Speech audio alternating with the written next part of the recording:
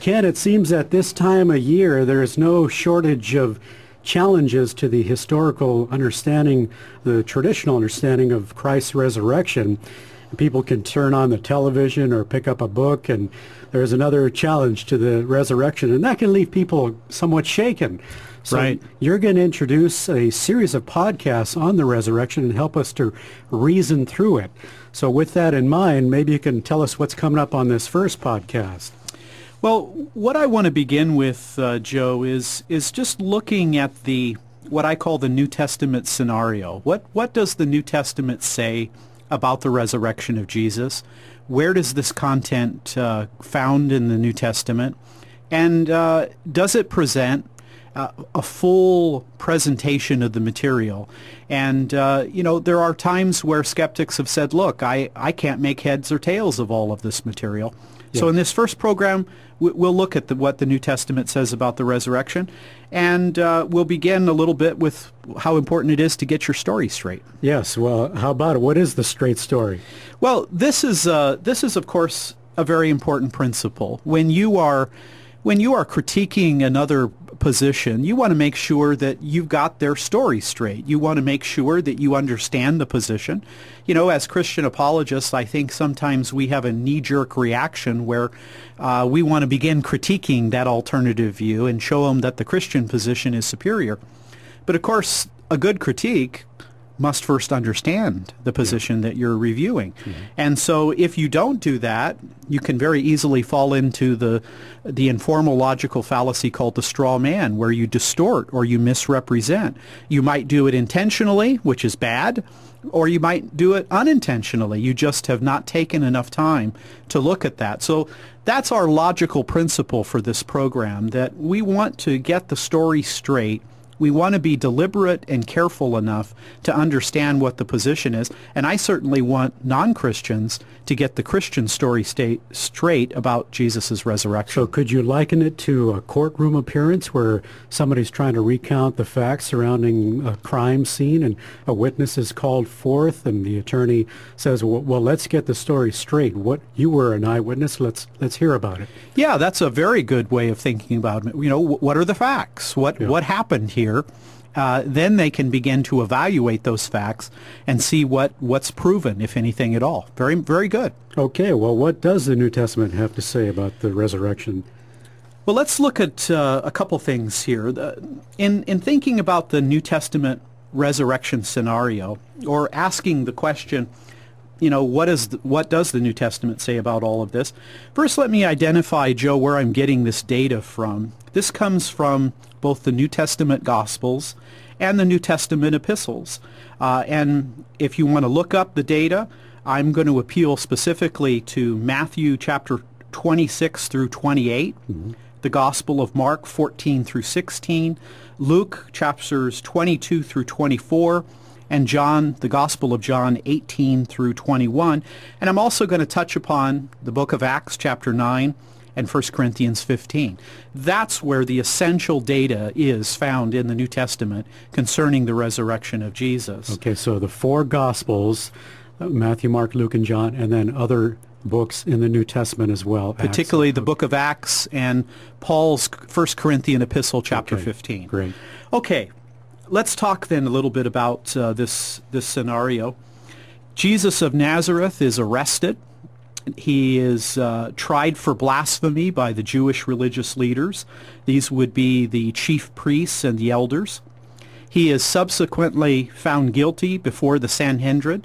This would be the leading religious authority or body among the Jewish community. They then send Jesus or take him before the Roman governor Pontius Pilate for execution. And he appears before Pilate. He's condemned by Pilate as an insurrectionist and committed to crucifixion. He's subsequently beaten, scourged, crucified, and finally suffers death at the hands of the Roman soldiers. His lifeless body is then taken down from the cross, covered with a burial cloth, and placed in a newly cut tomb that is owned by Joseph of Arimathea, a wealthy and prominent member of the Sanhedrin. And a large boulder was placed at the entrance of the tomb, and guards were stationed at the tomb to ensure that Jesus' body was not disturbed. So that is the critical core scenario regarding how Jesus was tried, how he was found guilty, the execution on the cross, and then where he was buried. So you're summarizing, say, a few chapters of the gospel accounts and then taking the other New Testament accounts. You're summarizing all the data right there in your statement. That's exactly right, okay. Because there are many times, Joe, where skeptics say, I can't make sense of all of this. I don't know a good way of synthesizing the material, and they suggest that maybe these gospel accounts are not coherent. I'm saying they are coherent, and Christians through the centuries have felt a need to be able to synthesize the material. Well, let me pick up from that point. At dawn, 3 days later, it's approximated that Jesus is crucified on Friday. There are some people who argue for maybe a Wednesday, but I think the best evidence is that he is crucified on a Friday. So 3 days later, on Sunday morning, the first day of the week, there's a violent earthquake at the tomb. An angel of the Lord appears and rolls away the stone. The guards are terrified at the sight of the angel, and they're paralyzed. Some women followers of Jesus subsequently arrive at the tomb and discover it empty. The women encounter an angel who informs them that Jesus is not in the tomb, but that he has risen from the dead. And having heard about the women's encounter at the tomb, some of Jesus' apostles later that morning also come to the tomb, Peter, John explicitly, and they find the tomb empty. And so this is, again, the direct information that comes forward about the resurrection. Now, we can also look at some of the data here involving additional facts.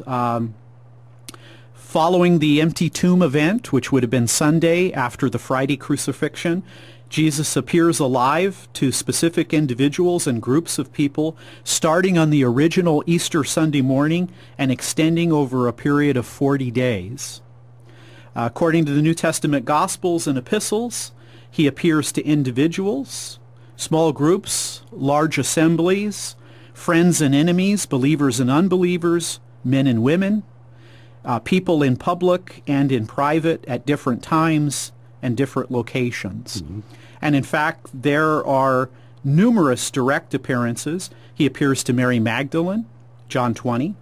He appears to Mary and the other women, Matthew 28. To Peter, Luke 24, in 1 Corinthians 15. To 2 disciples on the way to Emmaus, Luke 24. To 10 apostles, Luke 24. To 11 apostles, John 20. To 7 apostles, John 21.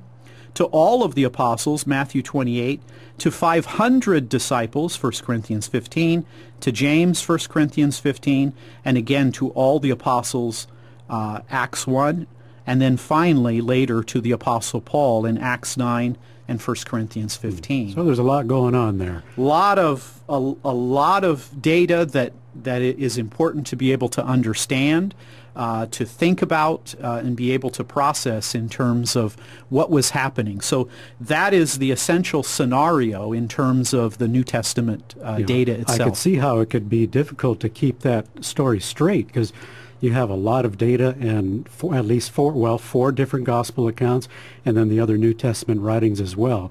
So you have summarized them. Would